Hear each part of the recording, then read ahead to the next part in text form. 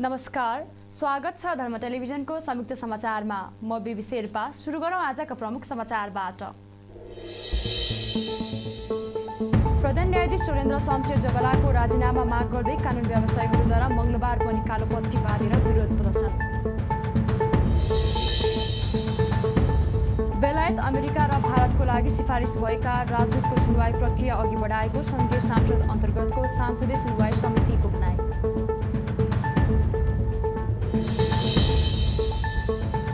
चाडपर्वको बेला मुलुकको सुरक्षा व्यवस्थापनमा मजबुत पार्न कार्यवाहक प्रधानमन्त्री एवं गृहमन्त्री बालकृष्ण खाडको निर्देशन। प्रतिक्रियावादीले गठबन्धन बनाउने प्रयत्न गरिरहेको प्रचण्डको भनाई। अब्दुल्ला अल मुताहिरी नेपालको राष्ट्रिय फुटबल टिमको मुख्य प्रशिक्षकको जिम्मेवारीमा फर्किए। अब समाचार विस्तारमा। प्रधान न्यायाधीश सुरेन्द्र शमशेर जबराको राजीनामा माग गर्दै कानुन व्यवसायीहरूले मंगलबार तेस्रो दिन पनि कालोपट्टी बाँधेर विरोध प्रदर्शन गरेका छन्। नेपाल बार एसोसिएसनको अगुवाईमा सर्वोच्च अदालत परिसरमा कानुन व्यवसायीहरूले ब्यानर बोकेको कालोपट्टी बाँधेर विरोध प्रदर्शन गरेका हुन्। न्यायालयलाई ध्वस्त पार्ने काम न्यायाधीशबाट भएकाले राजीनामा दिनुपर्ने भन्दै विरोध भइरहेको हो। विरोध कार्यक्रममा वरिष्ठ अधिवक्ता एवं पूर्व महान्यायाधीश रमन श्रेष्ठले प्रधान न्यायाधीशको राजीनामा नै उचित निकास भएको बताउनुभयो। उहाँले प्रधान न्यायाधीश सुरेन्द्र शमशेर जबरालाई एक दिन पनि पदमा राख्न नहुने बताउनुभयो। त्यस्तै अधिवक्ता ओम प्रकाश आर्यलले प्रधान न्यायाधीश सुरेन्द्र शमशेर जबराको सम्मानजनक बर्हिगमन भनेकै राजीनामा भएको बताउनुभयो। अधिवक्ता आर्यलले प्रधान न्यायाधीश जबराले राजीनामा नदिए प्रतिवाद गर्ने धारणा पनि राख्नुभयो। त्यस्तै सर्वोच्च बार एसोसिएसनका अध्यक्ष पूर्ण मान साक्यले प्रधान न्यायाधीश सुरेन्द्र शमशेर जबराको राजीनामा नआए अझ अर्को आन्दोलनको कार्यक्रम गर्ने चेतावनी दिनुभयो। सबै मान्छेहरू आज 20 जना न्यायाधीश मध्ये 19 जना न्यायाधीशहरू के भन्दै हुनुहुन्छ भने न्यायालयमा भ्रष्टाचार बढ्यो, प्रधान न्यायाधीश असक्षम हुनुभयो, उहाँले नेतृत्व गर्न सक्दैन भन्ने निचोडमा उहाँहरू पुग्नु भएको छ। तर उहाँ के भनिरहेको छ, के गरिराख्नु भएको छ, केही पनि भएको छ, सबै ठिक छ भनेर भनिराख्नु। नेपाल बार एसोसिएसन आन्दोलनमा छ, पूर्व न्यायाधीशहरूले बोलिसकेका स्थिति छ।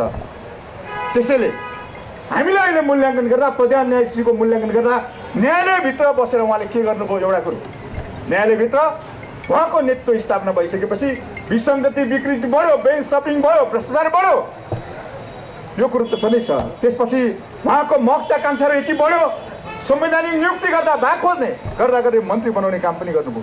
त्यसले के सन्देश दिन्छ भने मन्त्री कसले बनाउँछ, संवैधानिक न्यायाधीशको संवैधानिक निकायमा चाहिँ नियुक्ति कसले गर्छ, राजनीतिक दलहरूले गर्ने। किनभने दलले चाहिँ मुलुक हाँक्ने, जनतालाई आफ्नो कार्यक्रम अनुसार कन्भिन्स गर्ने अनि नियुक्ति गर्ने, आफ्नो कार्यक्रमलाई लागू गर्ने हो। राजीनामा दिनुपर्छ भनेर हामीले किन भनेको भने सम्माननीय ज्यूप्रतिको विश्वास टुटिसकेको छ। विश्वास टुट्दाको क्षणमा तत्क्षणमा नै राजीनामा दिनुपर्ने हुन्छ। किन भन्दा यो उच्च नैतिक चरित्र भएर बस्ने हो, जनताको चाहिँ मन जितेर बस्ने यो विश्वासको पद हो। कुनै एउटा चाहिँ यो रोजगारीको हक अन्तर्गत पाएको पद होइन, म त कानुन बमोजिम आएको कानुन बमोजिम जान्छु भन्ने पद होइन यो। त्यसकारणले सम्माननीय ज्यूले अझै पनि एउटा सम्मानपूर्वक आफ्नो निकास खोजिरहनु भएको छ। सम्मानपूर्वक निकास भनेको नै राजीनामा हो। त्यो बाहेक अरू कुनै पनि विषयमा अहिले नेगोसिएसन हुन सक्दैन। कहीँ पदको लडाइँ पो हो कि यो आलो पालोको लडाइँ पो हो कि भन्ने खालको चाहिँ सन्देश दिन खोजिएको जस्तो हामीले महसुस गरेका छौँ। यो गम्भीर किसिमको यो धोखाधडी हुन्छ, यसमा हामीहरू लाग्नै हुँदैन। र हाम्रो अहिले तत्काललाई चाहिँ एक मात्र एजेन्डा छ कि सम्माननीय ज्यूको राजीनामा, र राजीनामा यदि गर्नुहुन्न भनेदेखि अवश्य पनि यो संसदको दायित्व बन्छ। संसदले आफ्नो दायित्व सम्झेर आधार कारणहरू तथ्यहरू सबै आइसकेपछि विस्तृत छानबिन र अनुसन्धान गरेर उहाँलाई पदमुक्त गर्नुपर्ने हुन्छ। म चाहिँ राखिदिन चाहिँ म हार्दिक अनुरोध गर्दछु। सके सर्वोच्च बारको अध्यक्षलाई पनि राख्नुहोस्, नभए एटलिस्ट नेपाल बारको अध्यक्षलाई चाहिँ यसमा चाहिँ सहभागी गराउनुपर्छ भन्ने मेरो माग छ। चौथो कुरा के छ भनेदेखि चाहिँ यो हाम्रो आन्दोलन यो प्रधान न्यायाधीशको राजीनामा एउटा सुरुवात मात्रै हो। यसपछि पनि हाम्रो एउटा पहरेदारको भूमिका हाम्रो निरन्तर रहन्छ र हाम्रो सुधारको कार्यक्रम अगाडि बढ्छ र यसले हामीले खोजेको जुन किसिमको विकृति विसङ्गति मुक्त न्यायपालिकाको हो त्यसको उद्देश्य हासिल नगरेसम्म हाम्रो शान्तिपूर्ण आन्दोलन र छलफल र संवादको कार्यक्रम अगाडि बढिरहनेछ। मुख्यतया हाम्रो चाहिँ संविधान संशोधनसम्मको हाम्रो माग रहनेछ। विशेष गरी प्रधान न्यायाधीशलाई कार्यकारिणी अधिकार प्रयोग गर्न पाउने गरिकन जुन चाहिँ संविधानले व्यवस्था गरेको छ त्यसमा परिमार्जन गरेर उहाँलाई कार्यकारी अधिकार प्रयोग गर्ने भूमिकाबाट उहाँलाई अलग गर्ने। दोस्रो कुरो न्यायपालिकाको पुनर्संरचना गर्ने र तेस्रो कुरो पार्लिमेन्टबाट जुन चाहिँ सुनवाईको जुन चाहिँ व्यवस्था गरेको छ त्यसमा हाम्रो पुनर्विचार गर्ने विषयमा हामी चाहिँ ठोस कदम चालेर हाम्रो संविधानमा परिमार्जनको निमित्त पनि हाम्रो चाहिँ भावी कार्यक्रम रहनेछ भन्ने म यहाँलाई अनुरोध गर्न चाहन्छु। र म के भन्न चाहन्छु भनेदेखि चाहिँ हाम्रो आन्दोलन अब भोलि एक दिन छ, त्यसपछि हामी राष्ट्रव्यापी हामी छलफलमा जान्छौँ र त्यसपछि त्यतिन्जेलसम्म हाम्रो बटम लाइन हुन्छ उहाँको राजीनामाको कार्यक्रम आएन भने न्यायपालिकाको विकृति विसङ्गति भ्रष्टाचार विरुद्धको नेपाल बार एसोसिएसनको अभियान अन्तर्गत कानुन व्यवसायीहरूले यसअघि कार्तिक 14, 15 र 16 गते कालोपट्टी सहितको विरोध कार्यक्रम गर्ने घोषणा गरेको थियो। संघीय सांसद अन्तर्गतको सांसदीय सुनवाई समितिले बेलायत, अमेरिका र भारतको लागि सिफारिस भएका राजदूतको सुनवाई प्रक्रिया अघि बढाएको छ। सिंहदरबारमा मंगलबार बसेको समिति बैठकले सरकारबाट सिफारिस भएका राजदूतका विरुद्ध उजुरी आह्वान गर्ने निर्णय गरेको हो। केही दिन अघि बसेको मन्त्री परिषद बैठकले भारतका लागि शङ्कर शर्मा, अमेरिका लागि श्रीधन खत्री र बेलायतका लागि ज्ञानचन्द्र आचार्यलाई राजदूत नियुक्त गर्न सिफारिस गरेको थियो। समितिले बेलायत, भारत र अमेरिकाका लागि प्रस्तावित राजदूत विरुद्ध उजुरी दिन 10 दिने सूचना आह्वान गर्ने निर्णय गरेको समिति सभापति लक्ष्मणलाल कर्णले जानकारी दिनुभयो।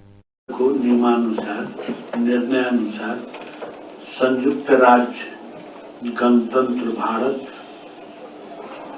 संयुक्त अधिराज्य गणतन्त्र भारत तथा संयुक्त राज्य अमेरिका का लागि आवासीय नेपाली राजदूतको पदमा क्रमशः श्री ज्ञानचन्द्र आचार्य, श्री शंकर प्रसाद शर्मा र श्री सरधर खत्रीको नाम प्रस्ताव गरी संसदीय सुनवाईको लागि यस समितिसँग नेपाल सरकार परराष्ट्र मन्त्रालयको 78/7/12 को पत्र प्राप्त भएको छ। उक्त पत्र र पत्र साथ संलग्न प्रस्तावित राजदूतहरूको व्यक्तिगत विवरणको प्रतिलिपि माननीय सदस्यहरूलाई वितरण गरिसकेको छ। संयुक्त बैठक र संयुक्त समिति कार्य सञ्चालन नियमावली 2075 को नियम 26 तथा संसदीय सुनवाई समिति को कार्यविधि 2075 को दफा 13 बमोजिम प्रस्तावित राजदूतहरूको बारेमा सर्वसाधारणलाई जानकारी दिने र प्रस्तावित राजदूत प्रस्तावित पद को लागि अनुपयुक्त लागेमा सूचना प्रकाशित भएको मितिले 10 दिन भित्र स्पष्ट आधार खोली समितिमा सूचना वा उजुरी दिन सक्ने सम्बन्धी सूचना सरकारी सञ्चारका माध्यमहरू मार्फत सार्वजनिक गर्ने विषयलाई अनुमोदन गरिदिन हुन माननीय सदस्यहरूलाई अनुरोध गरिन्छ। तथा उजुरी सङ्कलन गर्ने उद्देश्यले सरकारी सञ्चार माध्यमहरू मार्फत सूचना सार्वजनिक गर्न समिति सचिवलाई निर्देशन दिन्छु। 10 दिनको समयपछि प्रस्तावित राजदूतहरूमाथिको थप सुनवाई अघि बढ्ने सभापति कर्णले बताउनुभयो। सुनवाई समितिबाट प्रस्तावित नाम अनुमोदन भए राष्ट्रपतिबाट राजदूत नियुक्ति हुने संवैधानिक व्यवस्था छ। कार्यवाहक प्रधानमन्त्री एवं गृहमन्त्री बालकृष्ण खाँडले चाडपर्वको बेला मुलुकको सुरक्षा व्यवस्था थप मजबुत पार्न निर्देशन दिनुभएको छ।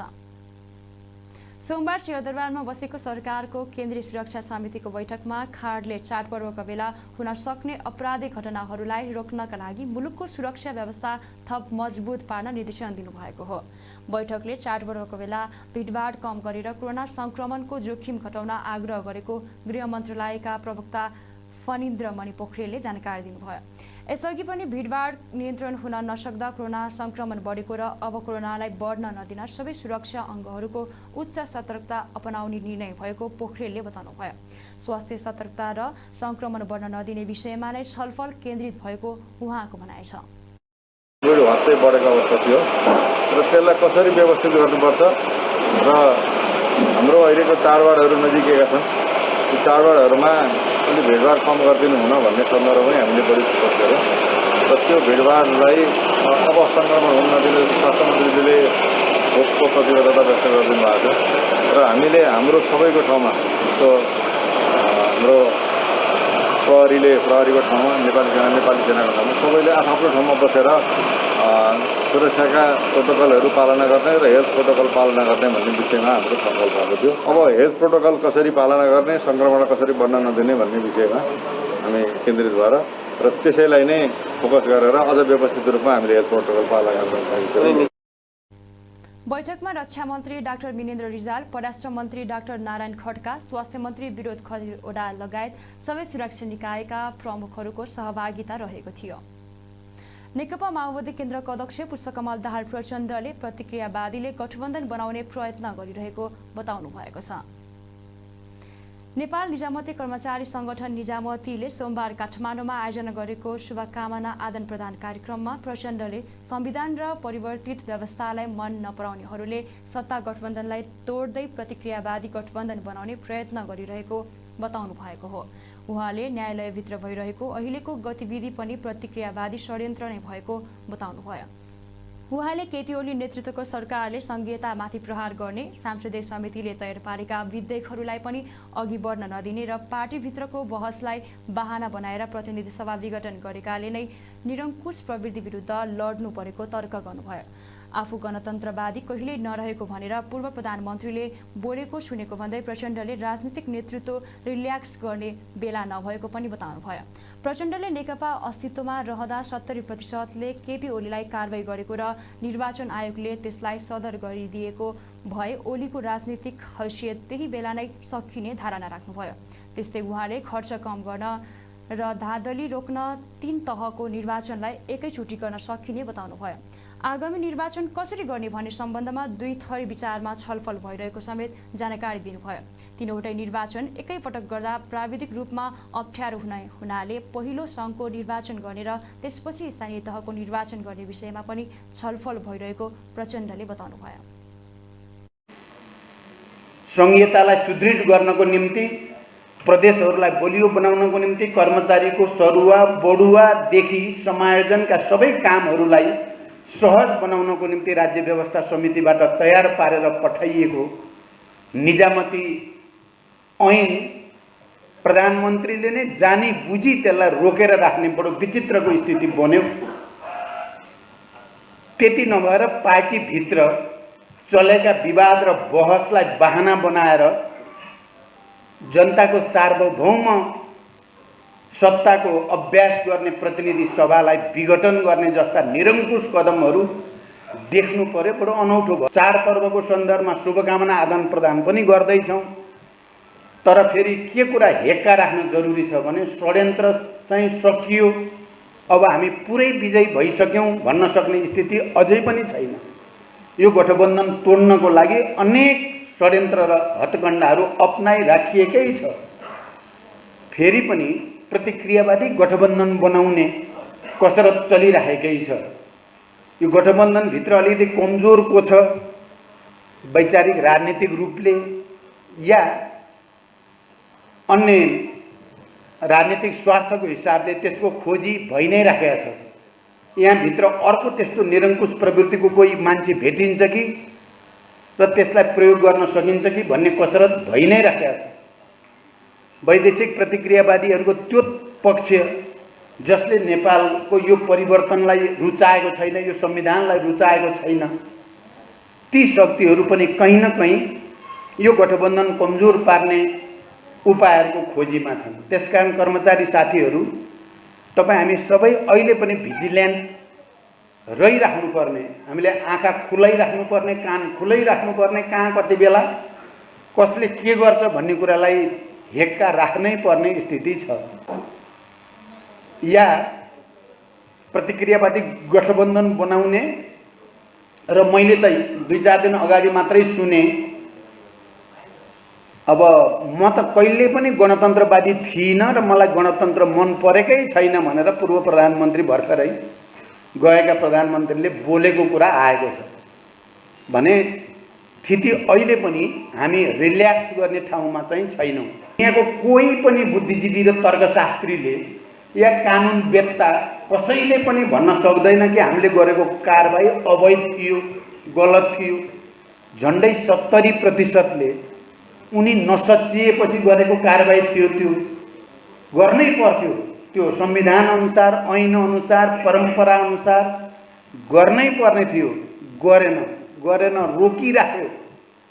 यदि त्यो गरिदिएको भए, गर्नै पर्ने काम थियो, गरेको भए अहिले यो कथित एमाले गुट, केपी गुटको रूपमा जो छ त्यो चाहिँ रहने थिएन। नेपाल पार्टीको हैसियत रहँदैन थियो, उसको सिद्धिन्थ्यो। तर ठुलो प्रतिक्रियावादी सेटिङभित्रबाट त्यसलाई त्यो दिन चाहिँ यो पार्टीलाई विभाजित गरियो, जुन दिन पार्लियामेन्टभित्र बहुमत सांसदहरूले हस्ताक्षर गरेर उनलाई दल नेताबाट पनि हटाइयो र त्यो बैठकको सर्वसम्मतले मलाई दल नेता निर्वाचित गर्यो। त्यो कागज लिएर हामी सचिवालयमा गयौँ, संसद सचिवालयमा दर्ता गरेर बाहिर निक्लिँदा पार्टी 2टा भएको घोषणा गरियो। म तपाईँहरू पनि कोही नै रिल्याक्स चाहिँ नगर्नु होला। रिल्याक्स चाहिँ खतरा हुने रहेछ जनताको लागि। भिजिलेन्ट हुनु नै चाहिँ सही रहेछ।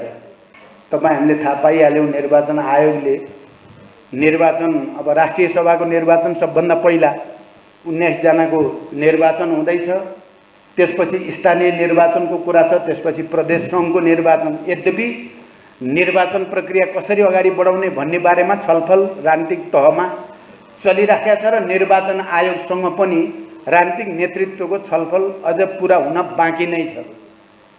यसमा एउटा त सक्यो भने सबभन्दा राम्रो, राज्यलाई कम भार पर्ने, जनतालाई कम दुःख हुने भनेको तीनै तहको निर्वाचन एकैचोटि गर्ने, आर्थिक बोझ पनि राज्यको कम हुने, राजनीतिक दलहरूलाई पनि सजिलो हुने हो कि भन्ने एउटा विचार छ भने अर्को चाहिँ होइन, तिनटैको गर्दा टेक्निकल्ली गाह्रो पर्छ कि भन्ने तर्क छ र पहिला सङ्घको निर्वाचन गर्ने अनि त्यसपछि स्थानीय तहको गर्ने कि भन्ने विचार पनि छ। यो 2टा विचारको बिचमा छलफल चलिरहेको छ। कार्यक्रममा प्रचण्डले संगठनको मुखपत्र परागको 5औं विशेष अङ्कको विमोचन गर्नुभएको थियो। अब्दुल्ला अल्मुताइरीले नेपालको राष्ट्रिय फुटबल टिमको मुख्य प्रशिक्षकको जिम्मेवारीमा फर्किएका छन्। मङ्गलबार एन्फाले आयोजना गरेको पत्रकार सम्मेलनमा अल्मुताइरीले एन्फा सोमबारदेखि नयाँ सम्झौता गरेको र सम्झौता सन् 2024 को अन्तिमसम्म रहेको जानकारी दिए। पत्रकार सम्मेलनमा उनले आगामी योजना समेत सार्वजनिक गरेका छन्। विश्वकप छनौट 2026 र एसियन कप छनौट 2027 लाई लक्षित गरेर 3 वर्षको सम्झौता गरिरहेको उनले बताए। उनले एसियन कप छनौटको तेस्रो चरणको तयारीमा आफूले बनाएको योजना अनुसार खेलाडी घाइते भएको खण्डमा आफूलाई दबाव हुने र हाफ इन्जिन खेलाडी आफूलाई नचाहिने बताए। उनले आफूलाई फुटबलको विकासका लागि परेको बताउँदै सबैले फुटबलको विकासमा केन्द्रित हुन आग्रह गरे। So I think we have agreed maybe in next month everything will be clear about the next situation, what will be, especially when the league starts. New contract starting from yesterday until the end of 2024, because the next step will be the World Cup qualifiers, which will start in February 2023. So I think we have 3 parts. The first part is Asia Cup qualifiers 2023. The second part World Cup 2026, which will start 2023. The third part will be Asia Cup 2027 qualifiers, which will start in 2024. I say no to them. And also I cannot say no to Anjan Bester, Keran, Ayush Galan, Manish, everyone. Everyone in the national team, he speak with me. Also, my staff, Keran Shretta, Bikash Malla, by the way, he, mashallah, today he passed B license, mashallah, congratulations for him. And Afishkar, Bikash Gurung, Krishna Dai, Madhu Dai, Bibek, Salendra, everyone. We speak too much, and I think we will not have too much negative points in the future, because I think we passed the exam time.